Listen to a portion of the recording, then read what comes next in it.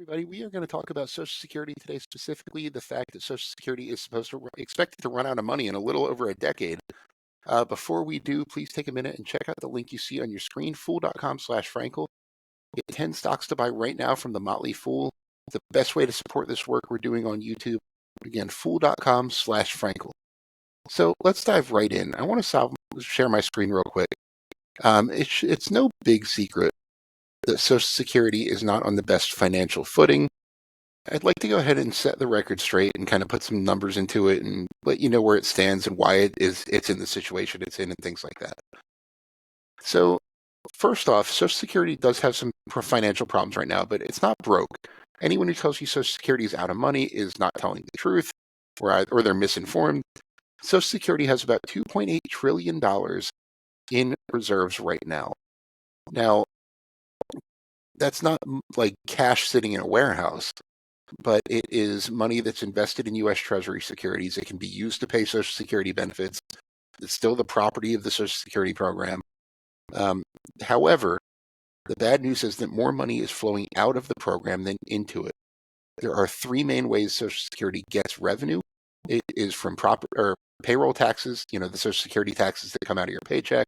That's the big one. Any taxation on Social Security benefits. If you're a high-earning retiree, some of your Social Security benefits can be taxable. Any tax charged on your Social Security benefits goes right back into the program. And number three, Social Security gets interest income on its reserves. That $2.8 trillion is invested in Treasury securities, but that pays the program interest, and that is responsible for tens of billions of dollars a year in revenue. So even with those three sources of income, Social Security is running a deficit. In 2023, Social Security had about a $41 billion deficit, meaning the cost of paying benefits and program costs were $41 million or $41 billion more than was coming into the program. So if I go to the next one, at the current rate, Social Security is projected to run out of money in 2035. That date is not set in stone. It's not like, if nothing's done, it's going to run out in 2035, period, the end. There are a lot of variables that can move that date in one direction or the other. For example, if economic growth is better than expected over the next 10 years, it would make a difference. If the birth rate in the United States is not what's expected, that would make a difference. There are a bunch of different variables that would move that one way or the other. But if Social Security does run out of money in 2035, like the current projection states, it would mean that only 83% of scheduled benefits would be able to be paid after that date. So, worst case scenario, Social Security runs out of money, it would be a 17% across the board benefit cut. That's what we could afford based on the money that's coming into the program. So not the best scenario, but if anyone says Social Security is going to go broke and you're not going to get any checks or anything like that, not the case. So that's the reality of the program.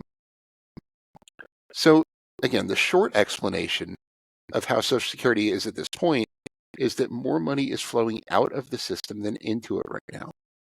And I'm going to discuss three specific statistics or facts about Social Security that really do a good job of illustrating why it is in the situation that it's in right now. The first one is life expectancy. Social Security was never designed to support the average retiree for over 20 years.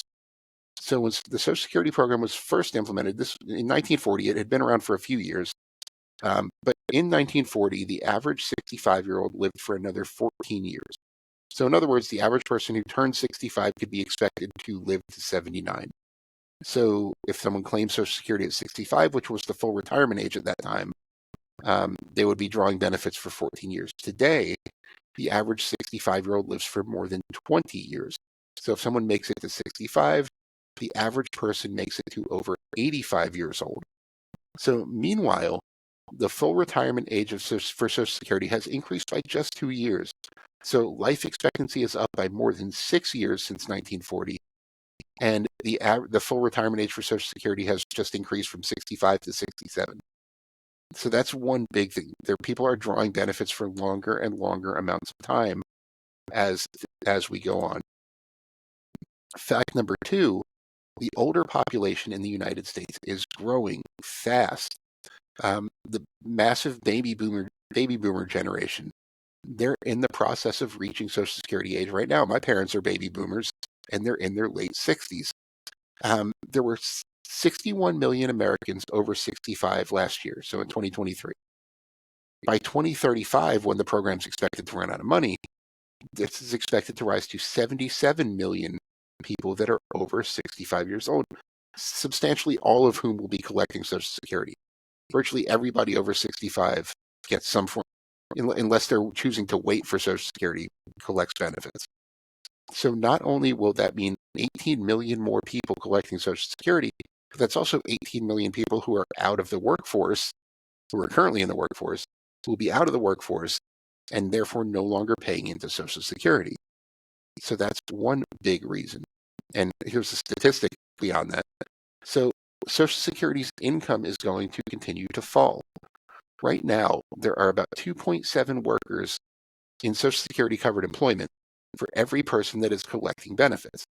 This ratio is going to fall by about 2.4 by 2035. That's roughly a 10% reduction in the number of workers per beneficiary. So because of this, annual deficits, I mentioned it last year, the annual deficit was about $41 billion. That's really not bad in the context of a program that has $2.8 trillion in reserves, but those deficits are expected to get much larger because of all three of these facts that I mentioned here. Longer life expectancy, more people are going to be retiring in the next several years, and fewer people are going to be paying into the system. So not great news for Social Security going forward, but the good news is that we can fix it. So this is not the first time this has happened. It's important to note that. In the early 1980s, during the Reagan years, there were, Social Security was just a few months from going broke at one point, and the Social Security amendments of 1983 were passed. Among other things, that's what raised the full retirement age from 65 to 67, where it is now. There were some other changes made to help boost the program, but things have caught up with it, and now we need another set of fixes. And there are three main ways you can fix it. One is tax increases, or other types of ways to boost revenue into the program. This could be just an across-the-board payroll tax increase, which is an unpopular solution. We could, get rid of or raise the amount of wages that can be subject to Social Security tax.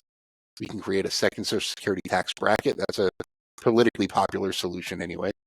The second way is some sort of benefit reductions, reduce the money flowing out.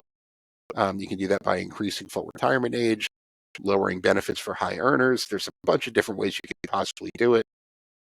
Some are popular, some are not. And third, there are policy changes. Right now, there's the earnings test, for example, which reduces Social Security benefits for certain people who have claimed Social Security before their full retirement age and continue to work. A lot of people have an earnings cap that above which their Social Security starts being withheld.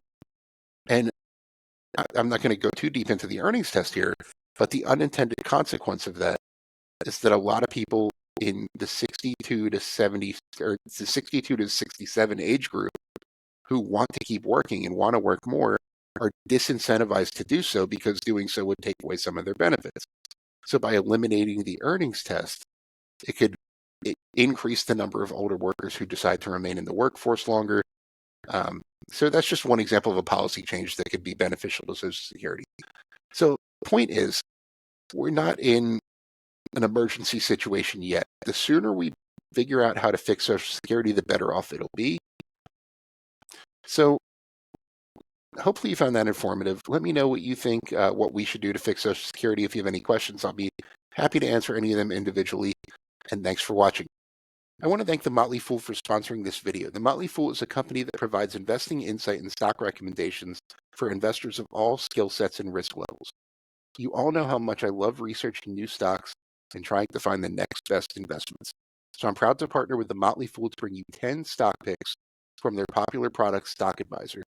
Stock Advisor has beaten the market more than 5 times. Go to fool.com/Frankel to get your 10 stock picks now. The Motley Fool Stock Advisor returns are 914% as of January 7th, 2025, and are measured against the S&P 500 returns of 174% as of January 7th, 2025.